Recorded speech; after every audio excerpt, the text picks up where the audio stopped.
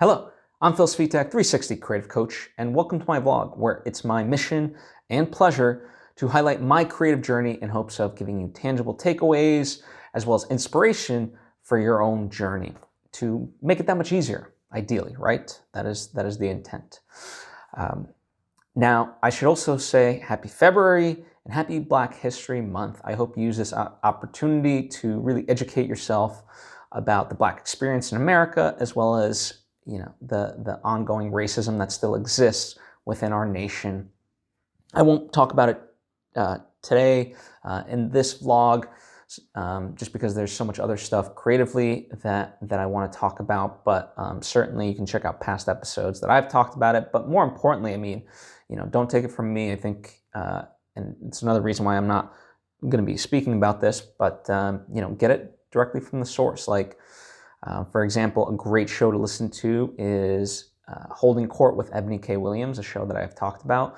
She's a dear friend of mine, and she has, so look for whether podcasts, books, documentaries, it's all out there to really educate you. So truthfully, I'm not the guy that's supposed to be doing the educating, luckily for us. So many wonderful, smart people in the Black community have put out amazing art that's both entertaining and educational. So, seek that firsthand knowledge rather from me. Hence why I will not be doing it at this point in time. Anyway, before I get into things, I would also like to take the opportunity to invite you to subscribe if you haven't already. That we get all the various episodes and lessons that I put out right when I put them out. Thank you if you just did, and thank you if you already were. It truly does mean a lot to me. So, as far as the bulk of what I'm going to be talking about today, it deals with the proof of concept film. And if you're unfamiliar, basically, a proof of concept is just a little snippet that showcases what you're intending to make with a feature film, sometimes a TV series, things of that nature. And for me, it's my proof of concept is to showcase what could be in terms of a feature film. And so last weekend, the weekend of the 23rd and 24th of January, we had filmed it. And then, so this week was all about editing it, getting that together, and also starting to line up visual effects, as well as get some of the other stuff going.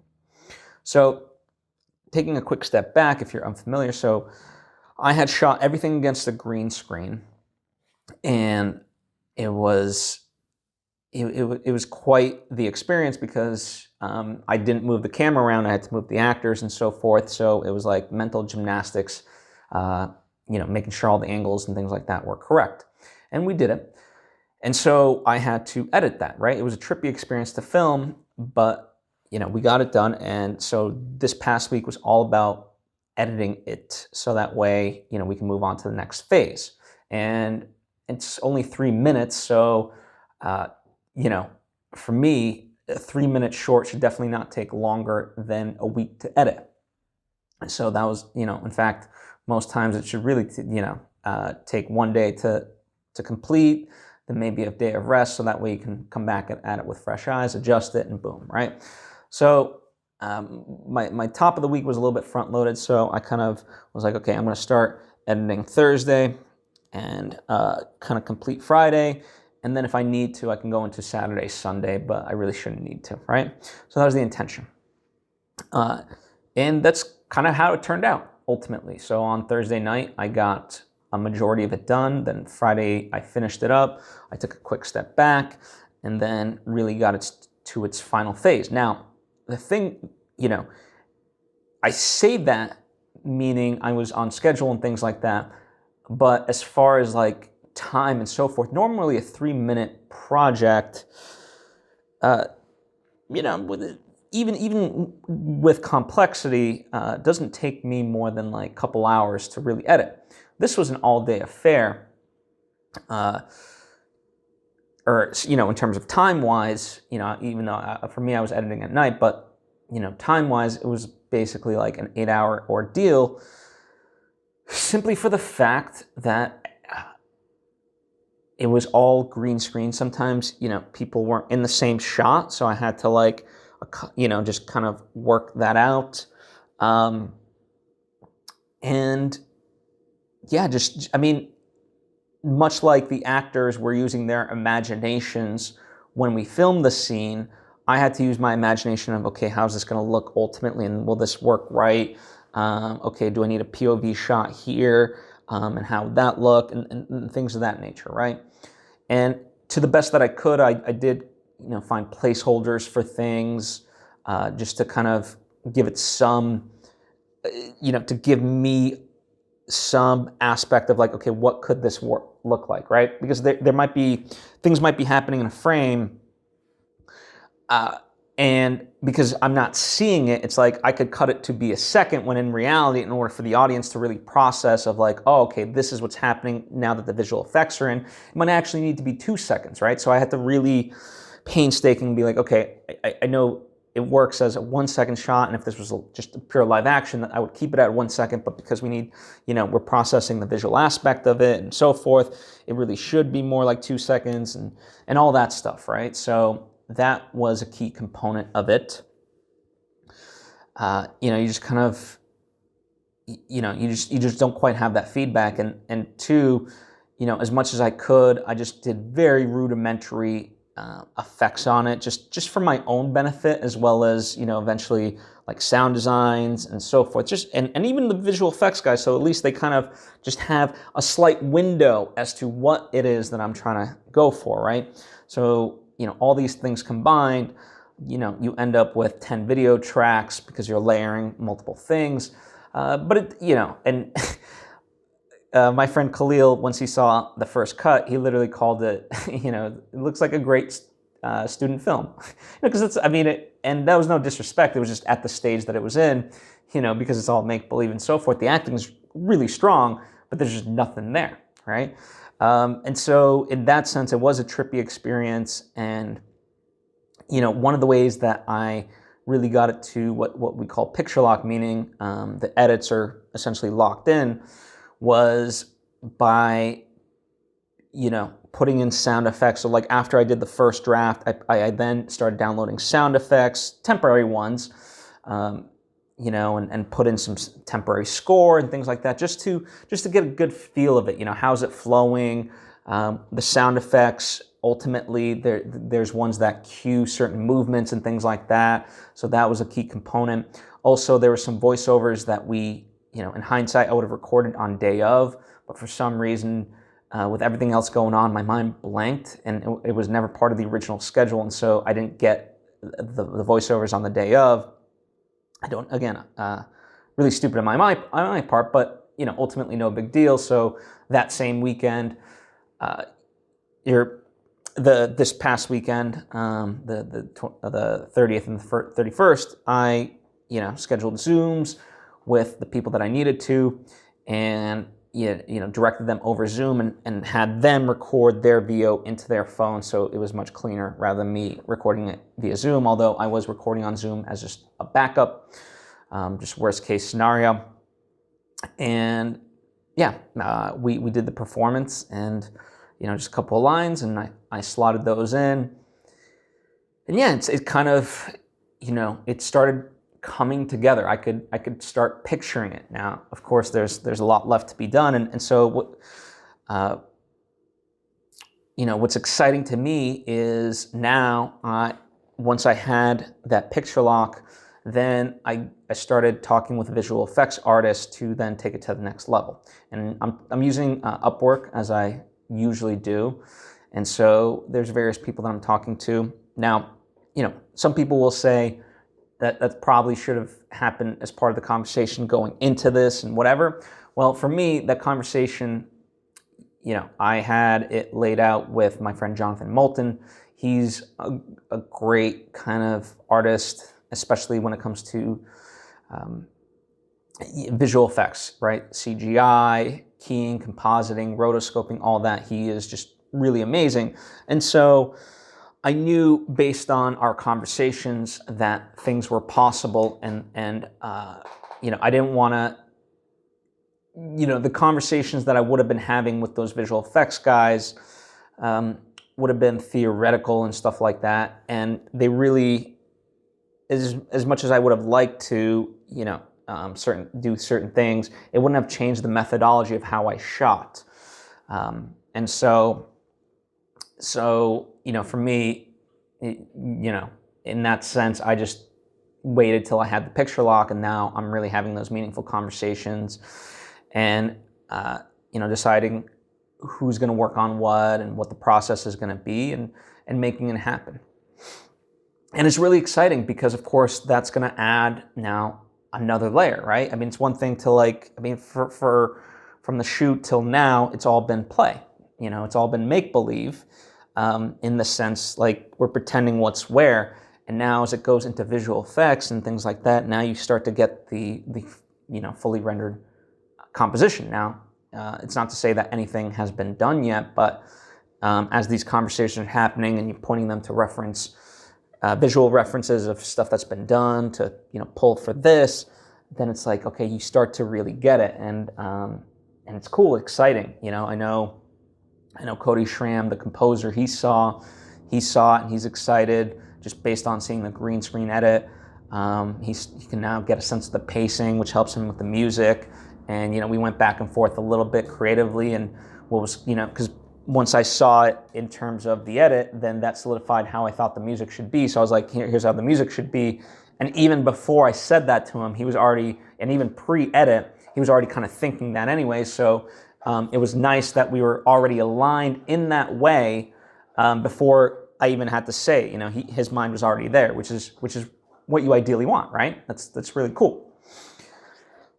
So, and that's kind of the other thing, like, as far as now, like, it is a visually effects heavy proof of concept, and knowingly, like, that's what I wanted to be. I took a very visually arresting moment, ones with lots of visuals, because I wanted to showcase that, and I wanted to prove myself, could this be done, and, if so, for how much, and yada, yada, yada, right?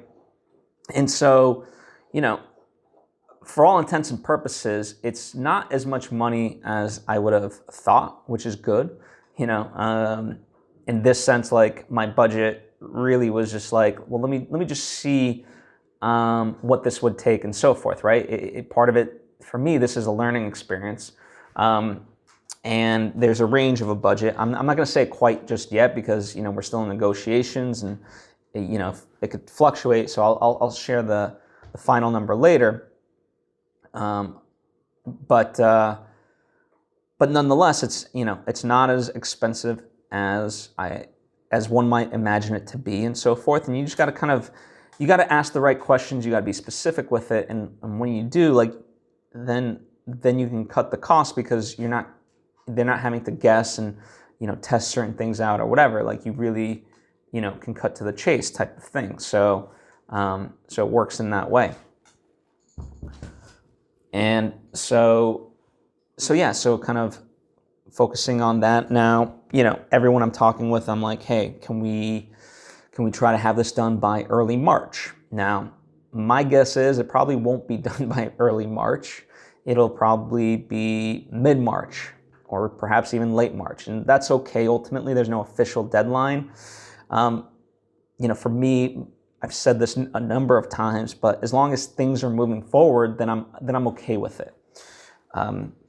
Realistically, it's going to be about like Wednesday or Thursday before we fully finalize just the game plan, because we're doing some tests in terms of the visual effects and, again, laying out the game plan. So we won't really start until like this weekend, let's say, for all intents and purposes of really getting things going. But as I said, as long as things are moving forward meaningfully, then I tend not to get upset. But it is a reason why I really pushed for the January film date, because I know how these things work. You set a deadline, and ultimately it takes longer than that. At least on the indie level. If you're on kind of the higher level, then yeah, you might be able to throw some more money at the problem or stuff like that. Then it can get done, and you can meet those deadlines. But on the indie level, usually it tends to, through no one's fault, it just takes longer.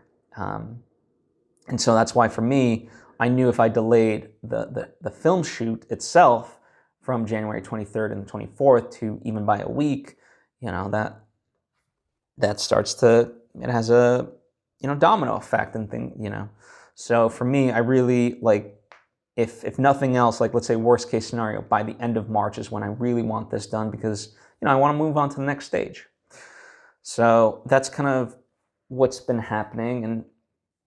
And one of the, I will admit, in having these conversations with the visual effects artists, it is encouraging,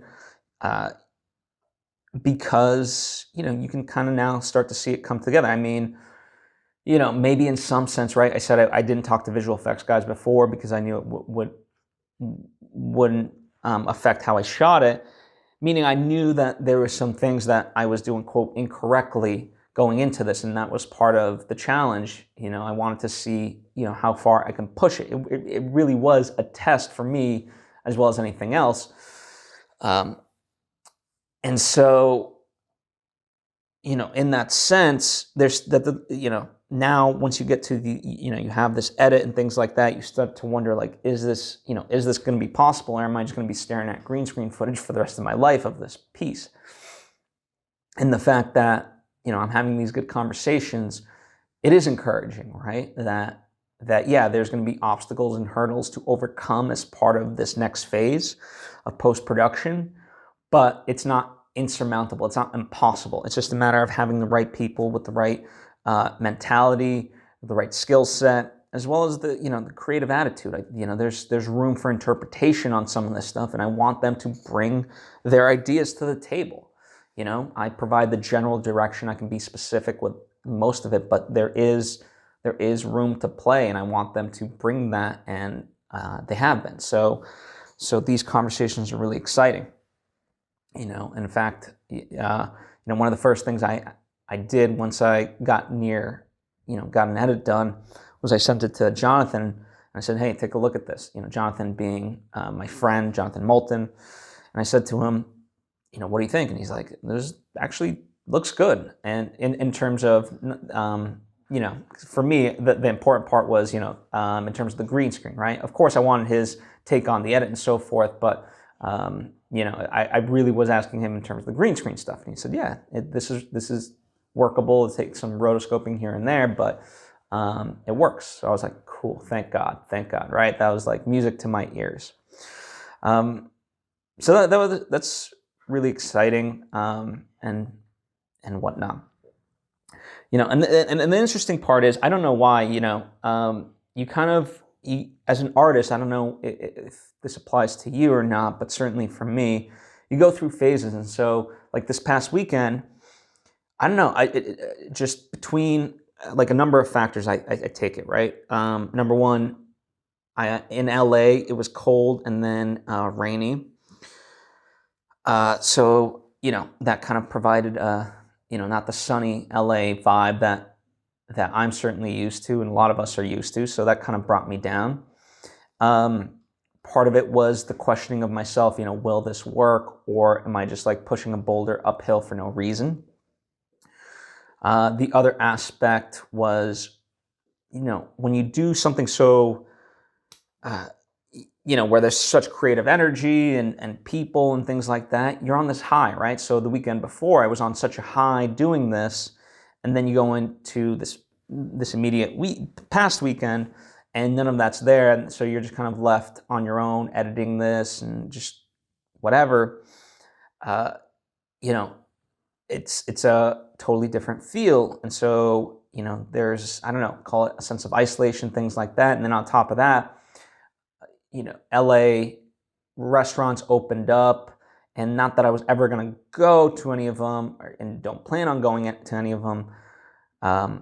I don't know, there's just this weird sense of like FOMO of like, oh, am I missing out? And logically, of like, of course not. Like it's not, it's not smart, and especially in LA, to go out type of thing and whatever else. Like, be as safe as you can, at least in my mind.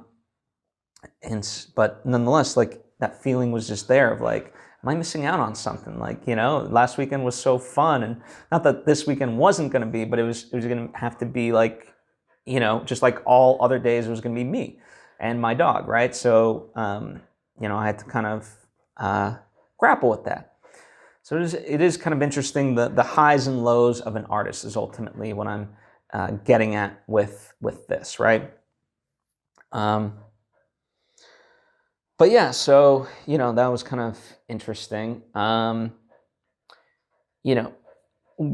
far as I had always kind of wanted to, I was holding off until later in the week to really start editing it because I knew I could devote the time to do so. One of the interesting aspects is the idea that I didn't want to start editing simply because I wanted to have the time, but in my mind, I was kind of working through the edits. And I was anxious to, it's one of those things like, you put it on the calendar, but you still want to do it kind of just to start scratching that itch. Well, perhaps luckily for me, I guess in some sense, what distracted me, besides all the other work, was I had a great meeting with John Comerford, who is a scriptwriter, script doctor. So him and I had spoken on Sunday of the 24th, and he had given me great notes on the script, that this proof of concept is for. And it was a lot of notes, but as I kind of sat there on like Monday night, Tuesday night, I was like, these are actually, they're a lot, but they're not as hard to address, and I think I can knock these out. Because I said, give me a week, I'm going to be focusing on that and stuff like that. And I was like, oh, you know what? I can actually knock these out pretty quick. So rather than have this itch I couldn't scratch with the edit, because I didn't want to like put 30 minutes here, 30 minutes there. I was like, you know what? I can dedicate an hour to a lot of these edits in terms of the script, not the proof of concept, and just knock them out. And so that's how I kind of manage my time. If I had little blocks of time, I would go down the notes and start addressing these things that John had addressed. And so I was like, oh, cool, I actually got this done. And then I sent it off to him. And, and now what he's gonna do is really take his pass at it. So right now, Act 1 and up until the midpoint of Act 2, the midpoint act is at around 66 pages. And he really wants to just kind of have a bigger sense of economy and push it to 55 minutes, meaning only have the script be 55 pages for getting into the Act 2 midpoint. And so he's like, do your notes that I gave you, and then after that, I'll take my pass at it and really cut some stuff, cut some darlings, and see where we end up. And, of course, everything's to my discretion. So if I want to put stuff back, I have the ability to, but at least we can kind of see it in that way. And, as far as that's concerned, like all things that I tend to do, I never like to have people waiting on me. And so it was great that, that's the Sunday of the 24th, he gave me those things. And even though I said, like, give me a week, the fact that I could get it back to him in 2 days and then he could go do his thing, it's like, okay, cool. Now, now it's on him, no immediate rush. Like, he's going to do a wonderful job, but he's not waiting on me. And so that's the place I like to always really be at in terms of a manager and so forth, is people aren't waiting on me. They have the instructions, the things that they need to do. And it doesn't mean that people don't, sometimes people are waiting on me, especially when it comes to my personal projects. Like, that's just, always going to kind of be inevitable. But as much as I can, I try to keep the train going in that way. But it felt, even just in general, it felt good to get some feedback on the script and know that it continues to get tighter and tighter. And more importantly, there's clarity for it. Like, it's still a hard script. It's one of those, like, it's like watching Memento type of movies where you have to really work to understand it. But the clues are there for the people that are paying attention, and it'll start to. So all these things, he's really helping and pushing forward. So I'm excited. One of the interesting things, so shifting gears completely off of this project, is the idea of like mediocrity. And I was talking with my friend Courtney Stewart. I was talking about this with Jonathan Moulton, but there was this situation on a project that I was working on where, I was tasked to do something, and as a favor, and I did it, and it was almost like too good, and the person actually needed me to like make it worse, because then it would have made them seem bad, because they're the ones ultimately that have to like do this on a continual basis for somebody else, right? And so if I, with my thing, if I raise the bar, now that person would be expected to do the same on an ongoing basis. And it's just kind of funny in that way. So like, you take on this favor, boom, you do this, and all of a sudden now, like, I'm like, wait, okay. First off, I did you the favor. So if anything, just, why don't you, take some of the stuff back? So it's like how you do it. And, like, why, it's just always very fascinating to me. Like, not that I'm tooting my own horn, but I don't know, like with Courtney and one of the things we were saying, and even with Jonathan, there is this, like, just sometimes there are people, so for example, with Courtney, she's a building manager, and there's some building managers that she knows that like the bare minimum is just being available, right? Because you're just supposed to be in the building at X amount, certain times, so that way if things come up, you're there and you can help handle it, or let somebody in, whatever the case may be. And there's certain managers just wherever that don't necessarily adhere to that, and it's like that, like that's literally the minimum for the job, right? Jonathan kind of gave me some examples of doing stuff in the past, and where it's in a weird way, like you show up people, like, but you're not really showing them up, you're just doing your job. And so it's very interesting to me in that way. And I don't know if you've ever had an experience like that, but it's like, to me, I don't know, I'm not saying I'm this incredible whatever at anything, but doesn't mean I'm not going to give it my all to the extent that I can. And so it just amazes me when then people knowingly, it's like, oh, okay, no, like take it back. That's too good. Too good. That'll make people look bad. It's like, huh, interesting. I don't know. There's not ultimately a point that I can or thought that I can discern beyond that. It was just interesting to me, and I felt I wanted to share it. We can discuss it in the comments section or whatever, but yeah, just kind of interesting. And I don't think it's I think it's a feeling, a circumstance that happens to more than a small number of us. So I imagine it's probably happened to you. The other things that I want to talk about, well, at least one of them, is this movie called In and of Itself. I'm not going to go too deep into it, because I would love for you to check it out. I think it's a really wonderful, it's a documentary. It's on Hulu, and it's about Derek Delgado. I believe I'm spelling his, or I believe I'm saying his name right. Apologies if I'm not. But Frank Oz filmed Derek's performances in an off-Broadway theater for a show that he'd done over 550 times. And it's all about kind of questioning our identity, who we are, what our purpose is, things of that nature. And it's a very experiential type of performance. And this was captured on film and edited together. And it's not, the documentary itself puts you kind of into the moment of as if you were there, but not quite, because since it had other performances and mixes in, and you can see that, it mixes footage from multiple nights, and you're aware that it's doing so.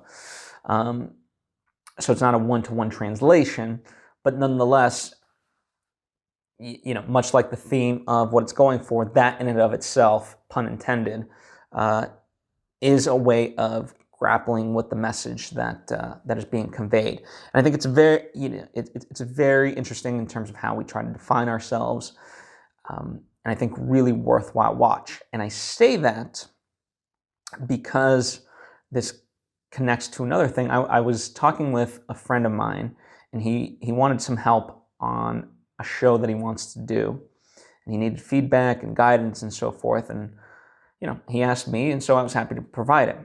Now, one of the things that's been interesting to me to kind of see in others is this incessant need to define how we express our purpose. Meaning, what value we bring to the world. So in this sense, like he's like, I want to help, this is the target demo and I want to help all of them and blah, blah, blah. But I was like, okay, initially take a step back. That'd be all great. But you said if you just help one person, that's a victory in and of itself. And so in that sense, I often think that our egos get in our way so much that we already start defining of how it is that we should be helping people, and how the way we help people, like that's going to be defined by us. And it's like you don't get to define that. As I told him, like, hey, you think when I woke up this morning, the way I thought I was going to help the world was by speaking with you? No offense, but you felt that I would provide value, so you messaged me, and I was like, okay, cool. I don't know if I have the solutions that you're looking for, but I will give you what I got, right? And so that is how you express your purpose. So, our ego tries to define everything around us, and it's like you just, whatever skills you have, things like that, if people see value in that, then that's how you express it, right? We don't get to define that for ourselves. Other people kind of do. And it's not to say that you should be taken advantage of and things like that, but yeah, it is very interesting to me how we just try to force certain results. And it's like, no, you can only focus on the process. The result is not determined by you, right? Because, especially in things like a podcast or stuff like that, how it's interpreted, or art in general, right? You paint a painting, how it's interpreted, good, bad, indifferent, blah, blah, blah, is all subjective to the individual, right? And so that it's not even necessarily up to you. All you can do is make the best painting that you can in your mind. And so what I told him, I said, every time, because part of it becomes it becomes an excuse and a roadblock to not do certain things, right? So he has these grand aspirations of how he wants to help, who he wants to help, what he's able to do, and that's all well and good. But I said, every time you're not doing your show, you don't even stand a chance at helping that one person that you really want to help. So even if the show is crappy and whatever, but if you just help that one person, but I said to him, by your own definition, isn't that a victory? He's like, yeah, I get it. And so really took that in, and really is going to run with that. He seemed very pumped up, so I'm excited to kind of see the next phase. And I said to him, watch in and of itself. I can't really divulge too many details, because not that it's like this big secret, but nonetheless, it's his kind of to share and announce to the world. But I said to him, like, I think you would also get a lot out of in and of itself. So watch that, because I think based on what you're grappling with, I think this will help you. And he's like, okay, cool. And he watched it, and he tweeted, he's like, oh my God, this is so amazing. Thanks for recommending this to me. And I was like, well, I'm glad. And it's interesting, right? So then tying this even more kind of full circle, I spoke with my friend Anthony, who had recommended to me in and of itself, because he saw it. He was like weeping tears of joy of like, oh my God, like this is so beautiful and like so life affirming and life changing, whatever sort of adjectives you want to ascribe to it. And, I was like, okay, well, damn, it had a powerful effect on you. All right, fine. I'll check it out. I'll do that. No problem.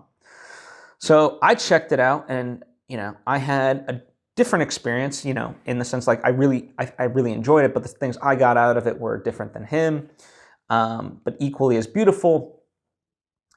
And I was saying to him, like, you know, I bet when you told me about the movie, you didn't know how it would affect me, and you didn't know that it would then have such an effect on me that when I was speaking with this other person, that I would then turn them onto this and they would have a profound thing. So it's like this chain reaction. He's like, you're right. You know, I had no expectation of that. I'm like, that's right, because, you know, how could you?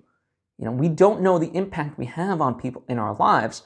And that's why, to me, doing the right thing is always the right thing, because then you just create good stuff in the world. And so that was a really kind of cool thing. And, you know, and even that examination is just what I can glean. I mean, I can't know like what the overall effect of like just me seeing this one movie will be in my lifetime. Or, you know, and you can say that about anything else in your life, right? It's the, you know, if I'd gone left, would this have happened versus if I'd gone right, right? Like every decision of our day affects things differently. And you're going to drive yourself insane trying to control it or think about coulda, shoulda, woulda. Instead, just do the best you can in any certain moment. And, you know, always do your best. That's it. That's all it really comes down to. So I think about that often. So yeah, I think that's what I have for you this week in terms of what I wanted to share. I hope it has been beneficial in some sort of way. I hope it's been inspirational in some sort of way. By all means, you can ask any follow-up questions or ask questions about anything else. You know, I'm happy to converse. Comment down below or hit me up on social media at Svitek, and let's deep dive some of this stuff or anything else that you would like to deep dive. Thank you. I appreciate you being here. I hope to see you next time.